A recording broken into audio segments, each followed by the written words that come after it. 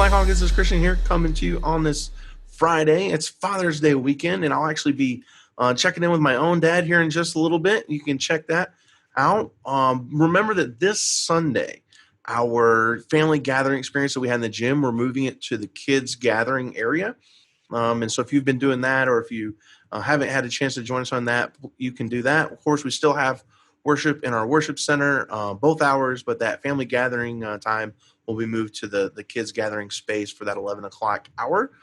Also, if you haven't already heard, there's a Red Cross blood drive July the 8th. And you can visit redcrossblood.org to sign up. We've always had a really good turnout for that. So we want this one to be the same. It's just a way you can really give back to our community during this time. On the July the 15th, we also are going to be collecting for City Life. We've collected this past Tuesday for that, and it went out really well, and so we'll be doing that again. And as always, continue to watch for just upcoming opportunities to serve our community. Blackhawk, we are known for in our community for serving well and for giving well, and so continue to do that and do that. So without further delay, let's jump in. I had a really good time talking with my dad for Father's Day. We were talking about just connect. He's been really instrumental in my life, and I hope you will enjoy it. So. All right. Well, hey, Dad, thanks for joining us here. I know this is a Father's Day week, and I am excited that you're here on the podcast with me. Not just because you're my father, but we're in a series, as you guys know, because I think you watch our service sometimes, and This Is Us. And we've been talking about gather, we've been talking about connect, we've been talking about go, and I cannot think of anyone in my life that has been like a better example of connecting and relationship. And you've led groups, or pastor at a church. You've just always modeled like what it means to live in a relationship and live life together. So I'm excited to talk to you about that. But before we jump into that, I know a lot of people have asked, and you've been dealing with some health stuff lately. So just kind of give everybody a quick update on how you're doing, and you look good, so that's good. I'm doing very well, thank you. And I thank you very much for the prayers, because I feel it very often. I'm still working on a few things, but each day I feel like the Lord's right there and has been helping out and holding me up when I fall. So it's a God thing that I'm actually as good as I am right now. Yeah, and I know we're thankful. Definitely, even I'm thankful for all the prayers for you and the way everyone's loved our family. So tell me a little bit on, I don't think you and I really talked much about this, but like I said earlier, you're definitely have been the person in my life that's just modeled relationship. Relationship with mom, and how you guys. I mean, I tell people, growing up, and they probably don't even believe me, but I would say, I never heard my parents fight one time growing up. I never heard you guys hardly disagree. Disagreements were always just, seemed to me at least quickly dealt with. But even more than that, I mean, I never heard you say a negative thing towards mom or about mom, even in joking, not even in a jest. And so, that model is, I think a lot of times in my life, it's like, well, I have no idea how I would ever live up to that. But to live in relationship with people, what's been your inspiration for that? I mean, how has that happened in your life that way? Oh, let me go back to right before I got married to your mama. She told me one time that if you put me first, then our marriage will fail. But if you put God first, our marriage will last. And throughout the years, that has been the case. I feel like that God gave me Keely, and she is a gift from him. And if I treat her bad, then I'm treating God bad. And I feel like that I need to do biblically what it says in the Bible to take care of her. And that's been basic for her. See, all the times that on relationships have not always, with other people and different things, have not always been positive. But when because we always come across people we just have a really, really rough time with. And when in prayer, I'll ask God to change my mind, change their mind, or pull the plug and let,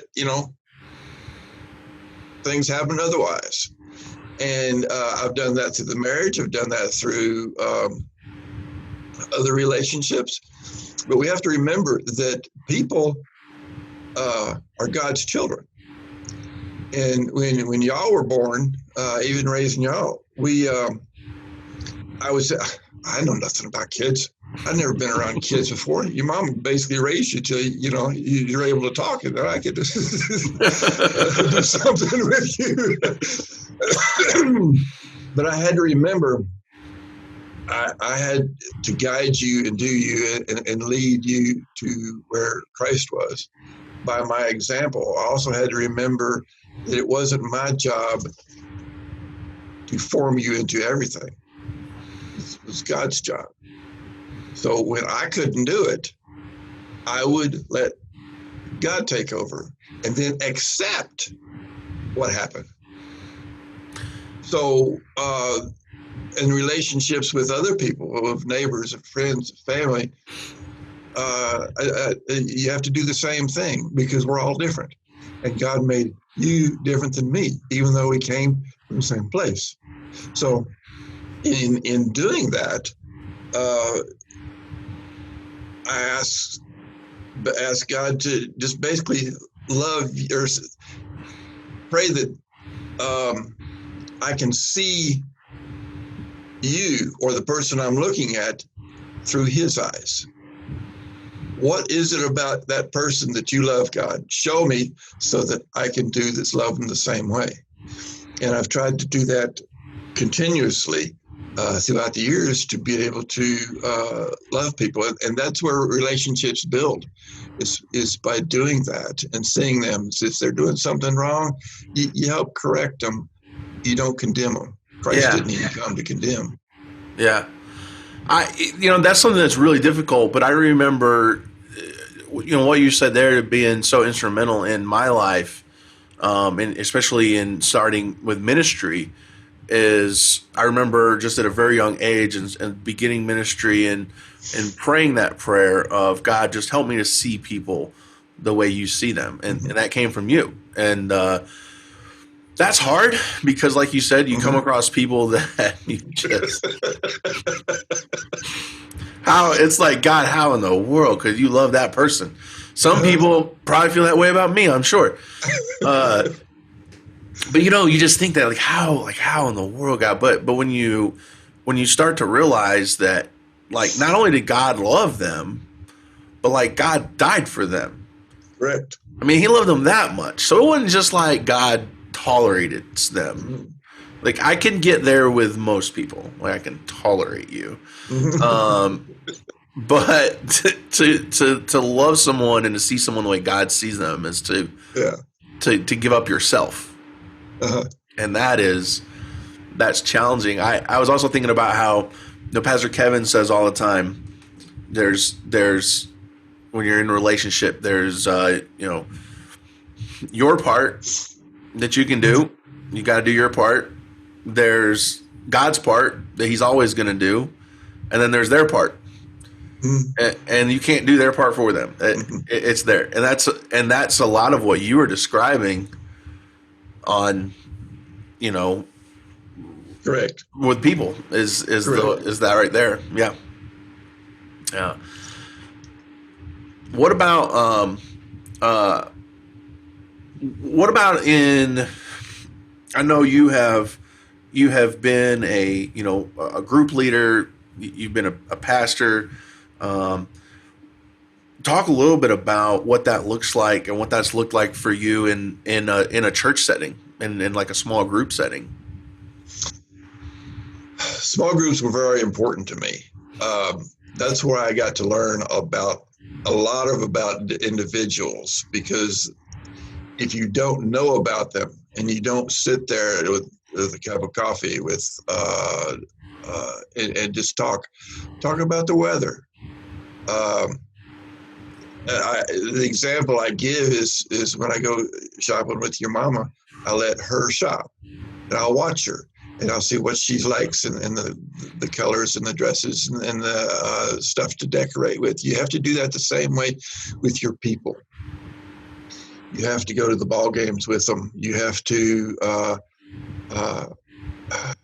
They go through a rough time, and sometimes the only thing you can do is go and sit with them.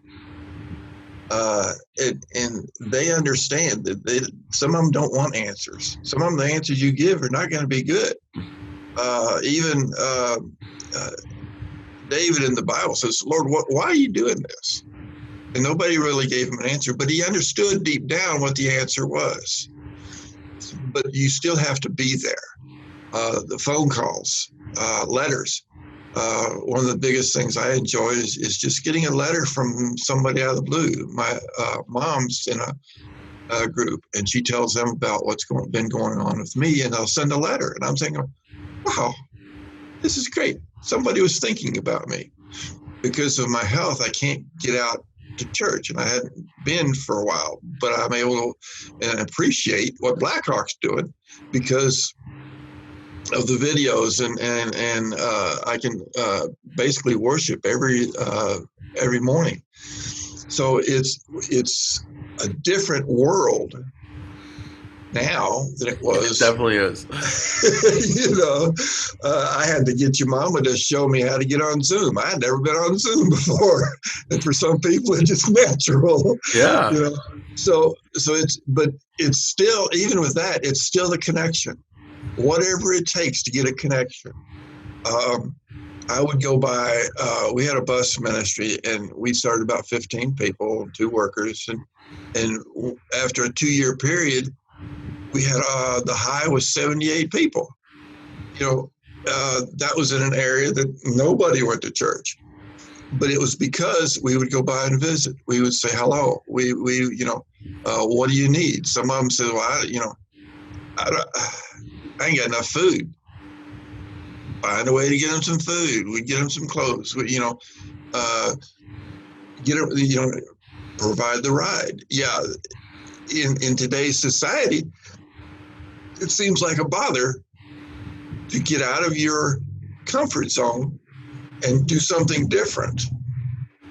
But that's what Jesus did. He got out of the comfort zone. He got out of the comfort zone for the disciples, because the lepers walked up to him and he says, "Come here." And they're saying, "No." But he healed the lepers. But in doing that, if you become involved with their lives, it changes their life, but it changes your life. I had one time, and it's not all successful. I had one time where this guy was in an accident. It was icy. Nothing happened, just a fender bender. But he didn't call me. I didn't find out later. I was the leader of the group. So I'm sitting here going, okay, what is it that I'm not doing? Because there's a trust level, and you've got to get to the trust level to be able to do it. So it's a work in progress. Some people start here and go, oh, I can't get that far. Well, yeah, it's a work in progress. So you start here a little bit at a time. It's like you said, when God leads you here, do your part. And they say, well, I'm not bringing anybody in. But if we look at the big picture, I would go visit 10 people. One would show up. But I started looking at the bigger picture and realized I would go visit 10 people. One of them that I visited showed up. 5 complete strangers would show up. God wants us to be um,